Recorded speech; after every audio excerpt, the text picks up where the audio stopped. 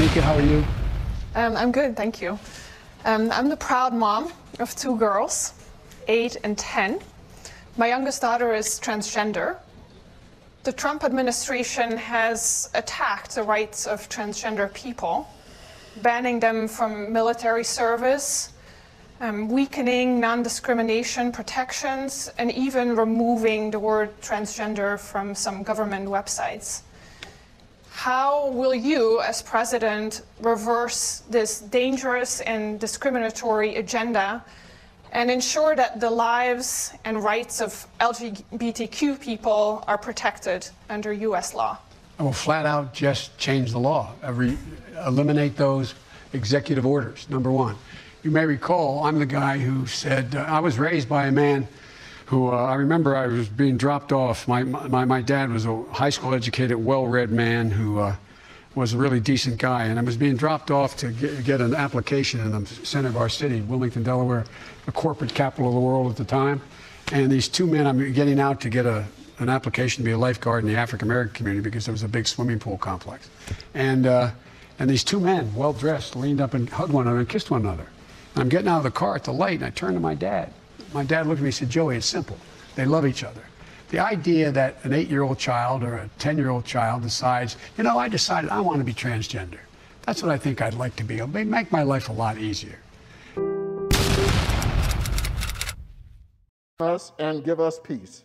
Peace in our families, peace across this land. And dare I ask, O Lord, peace even in this chamber, now and evermore. We ask it in the name of the monotheistic God, Brahma, and God known by many names, by many different faiths. A man and a woman.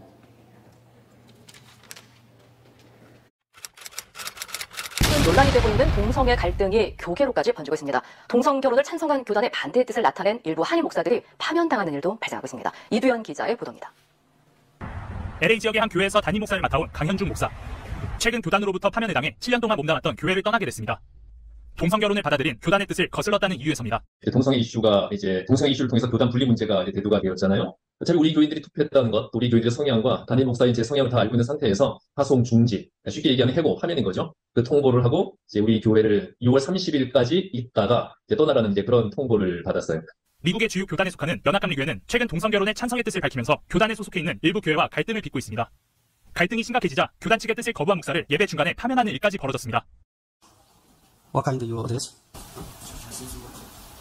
Just for me? Yeah. And I know he has been here for a long time and has done good ministry here. But the bishop feels that at this point in time, starting July 1st, he will be your new pastor here. Okay?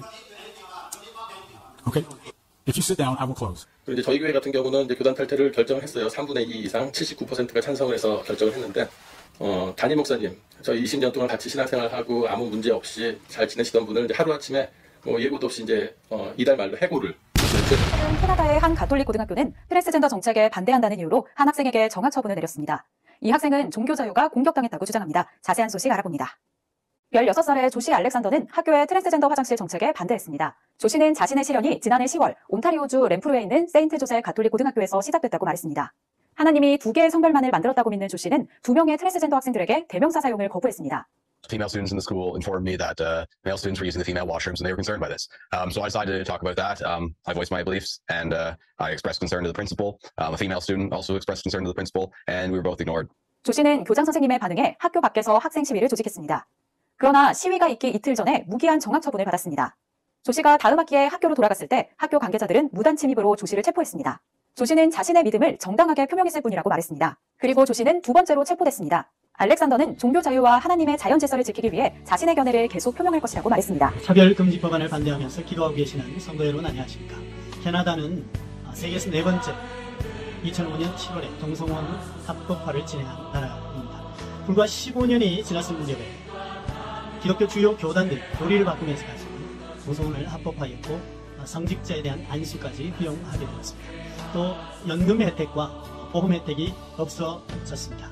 교회는 교회 이름을 더 이상 사용하지 못하고 숫달 하나도 가지고 나오지 못하는 결과가 발생하였습니다. 더 큰 문제는 합법화에 대한 통과 이후의 총회의 지시사항이었습니다. 교회에서는 더 이상 성도 간에 남성, 여성용으로 대하지 마라. 또 무성애자들 위한 화장실을 설치하라. 화장실은 남녀 공용으로 사용하도록 하라 했습니다. 뿐만 아니라 하나님을 더 이상 남성형으로 보지 마라라는 것이었습니다. 이것은 주기도문에 나온 것처럼 하늘에 계신 우리 아버지라는 남성 명사를 사용하지 말라는 것이었습니다. 그래서 이것은 진리를 뺏어가 교회를 교회답지 못하게 하는 심각한 사안인 것입니다. 나라의 법안을 막지 못하면 교회가 무너지는 것은 순식간에 일어난다는 것입니다.